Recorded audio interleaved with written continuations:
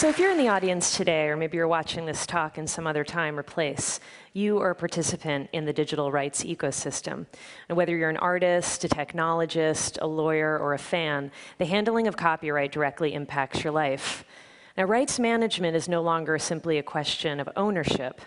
It's a complex web of relationships and a critical part of our cultural landscape. Now, YouTube cares deeply about the rights of content owners, but in order to give them choices about what they can do with copies, mashups, and more, we need to first identify when copyrighted material is uploaded to our site. Let's look at a specific video so you can see how it works. 2 years ago, recording artist Chris Brown released the official video of his single, Forever.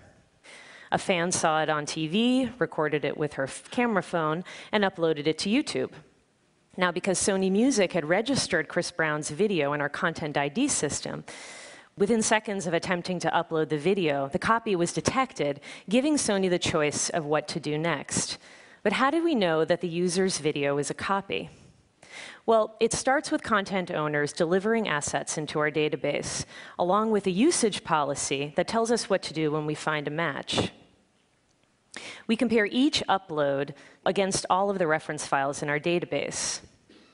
Now, this heat map is going to show you how the brain of the system works. Here we can see the original reference file being compared to the user-generated content. The system compares every moment of one to the other to see if there's a match. Now, this means that we can identify a match even if the copy uses just a portion of the original file, plays it in slow motion, and has degraded audio and video quality.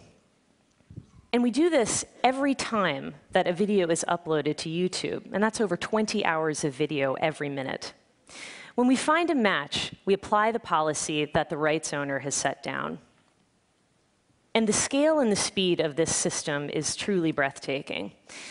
We're not just talking about a few videos. We're talking about over 100 years of video every day between new uploads and the legacy scans we regularly do across all of the content on the site. And when we compare those 100 years of video, we're comparing it against millions of reference files in our database. It'd be like 36,000 people staring at 36,000 monitors each and every day without so much as a coffee break. Now, what do we do when we find a match? Well, most rights owners, instead of blocking, will allow the copy to be published, and then they benefit through the exposure, advertising, and linked sales. Remember Chris Brown's video, Forever? Well, it had its day in the sun, and then it dropped off the charts, and that looked like the end of the story. But sometime last year, a young couple got married. This is their wedding video. You may have seen it. What's amazing about this is if the processional of the wedding was this much fun, can you imagine how much fun the reception must have been? I mean, who are these people? I totally want to go to that wedding. So their little wedding video went on to get over 40 million views.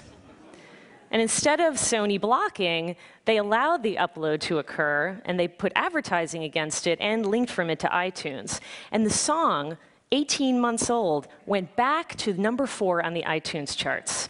So Sony is generating revenue from both of these. And Jill and Kevin, the happy couple, well, they came back from their honeymoon and found that their video had gone crazy viral. And they ended up on a bunch of talk shows, and they used it as an opportunity to make a difference. The videos inspired over $26,000 in donations to end domestic violence.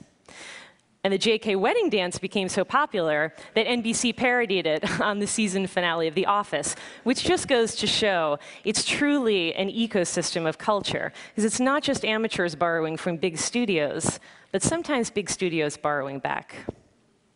By empowering choice, we can create a culture of opportunity. And all it took to change things around was to allow for choice through rights identification. So why has no one ever solved this problem before? It's because it's a big problem, and it's complicated and messy. It's not uncommon for a single video to have multiple rights owners. There's musical labels, there's multiple music publishers, and each of these can vary by country. And there's lots of cases where we have more than one work mashed together, so we have to manage many claims to the same video. YouTube's Content ID system addresses all of these cases, but the system only works with the participation of rights owners. If you have content that others are uploading to YouTube, you should register in the Content ID system, and then you'll have the choice about how your content is used. And think carefully about the policies that you attach to that content. By simply blocking all reuse, you'll miss out on new art forms, new audiences, new distribution channels, and new revenue streams. But it's not just about dollars and impressions. Just look at all the joy that was spread through progressive rights management and new technology. And I think we can all agree that joy is definitely an idea worth spreading. Thank you.